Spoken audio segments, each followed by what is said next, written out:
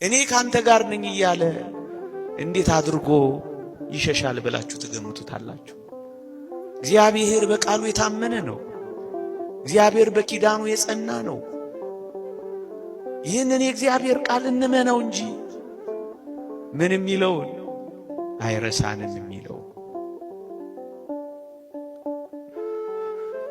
እንኳን እኔና እናንተ ጠባ ለኪዳን መሸለ ቁርባን ባይገባን እንኳን የእግዚአብሔርን ቃል በፊቱ ተነጥፈን የምንሰማው እግዚአብሔር ፍጥረትን እንኳን እንዴት እያስዳደረ እግዚአብሔር ምድርን እንዴት እንዳረሳ እንኳን አታዩ?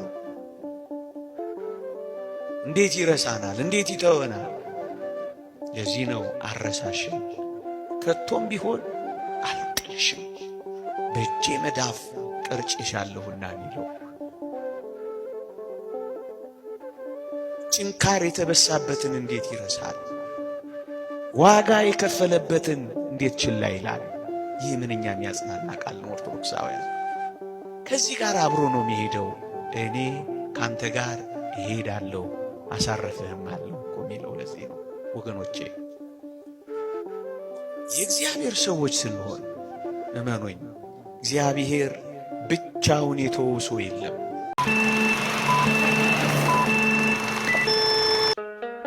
በአንድ ቅጽበት በደረሰባችሁ ስብራት ለምንድነው ሁሉ ጊዜ ተሰብራችሁ የምትኖሩት?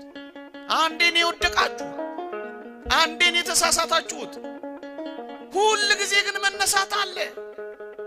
እግዚአብሔር ሆይ ብወድቅ እነሳለሁ፣ በጨለማም ብቀመጥ እግዚአብሔር ብርሃን ይሆንልኛል።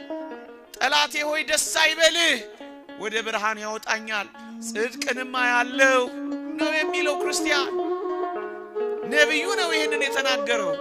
ወጣቶች ዛሬ በሚሆነው ነገር ስራ አጣችሁ ሊሆን ይችላል። ትምህርት አልሳካ ብሎ ተዘግቶ ሊሆን ይችላል። የምወዳቸውን እንዴት እጦራለሁ ብላችሁ ጭርምት ኩርምት ብላችሁ እያላዘናችሁ እያለቀሳችሁም ሊሆን ይችላል። እኔ ያልጠቀስኩት ብዙ ፈተና ሊኖራችሁ ይችላል። ይሄ ማለት ግን የነገ ህይወታችሁ ነው ማለት ግን አይደለም።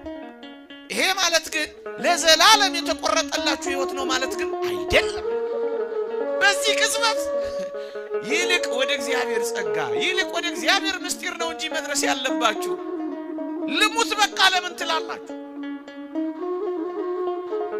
ገና በልጅነታችሁ በጀመረው ነገር የበስተርጅና ዘመናችሁንም ለምን ታበላሻላችሁ? የነገር ፍጻሜ ሌላ ሊሆን ይችላል፣ ደግሞም ይሆናል ከእግዚአብሔር ጋር ከሆነ።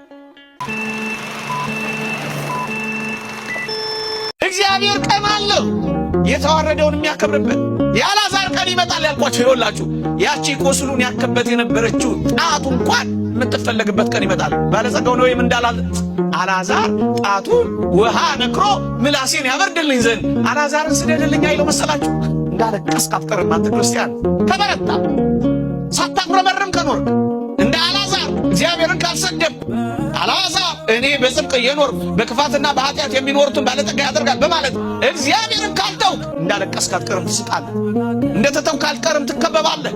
አንድ ቀን የሚያገኘን አምላክ አለ። አንድ ቀን የሚያወጣን አምላክ አለ። በድካም አብዝተን በጉስቁልና አብዝተን ኃጢአት አብዝተን ተጥለን ሊሆን ይችላል። እንዳትረሱ። እግዚአብሔር ግን አንድ ቀን የቆሸሸውን የሚወለውልበት ቀን አለ።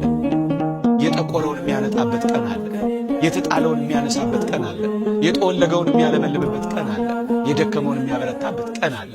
የተቀበረውን የሚያነሳበትና የሚያወጣበት ቀን አለ። እሱን ቀን ብቻ በተስፋ እንጠብቅ።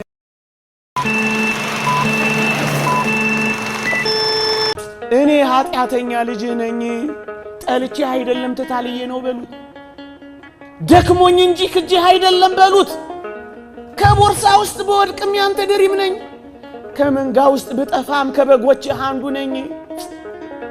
ከፊትህ በኃጢአት ምክንያት ብርቅም ከልቤ ግን አላወጣሁም በሉት። የትም ብትወድቁ ያነሳችኋል። ወገኖቼ ሰይጣን ይሄን ያህል ከጣለን እግዚአብሔር ደግሞ እንዴት እንደሚያነሳችሁ አስቡት። ወደ ማናውቀው ክብር ነው የሚያደርሰን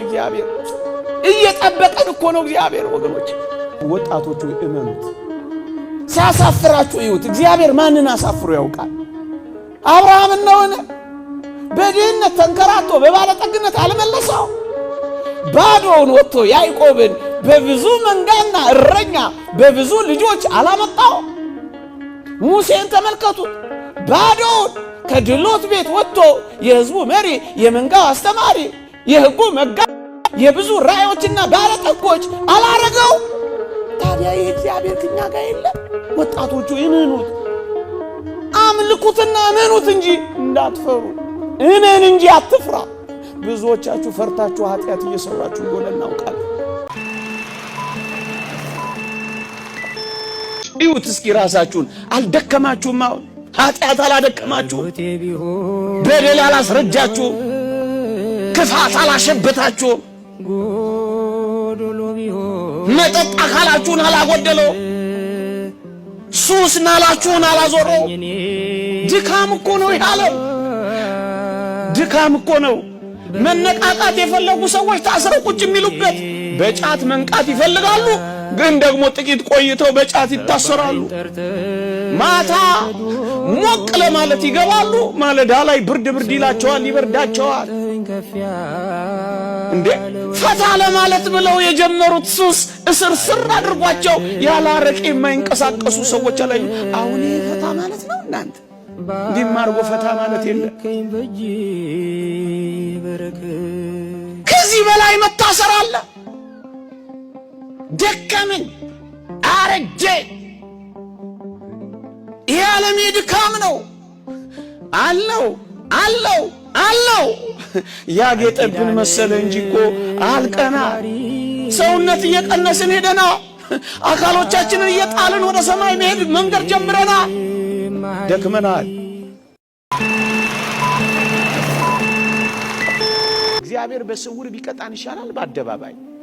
ወገኖቼ አሁን በአንድ ካህን ፊት ኃጢአታችንን ለእግዚአብሔር ካልሰጠነው እግዚአብሔር በዕለተ ምጽአት በአደባባይ መግለጡ ይቀራል አይቀርም?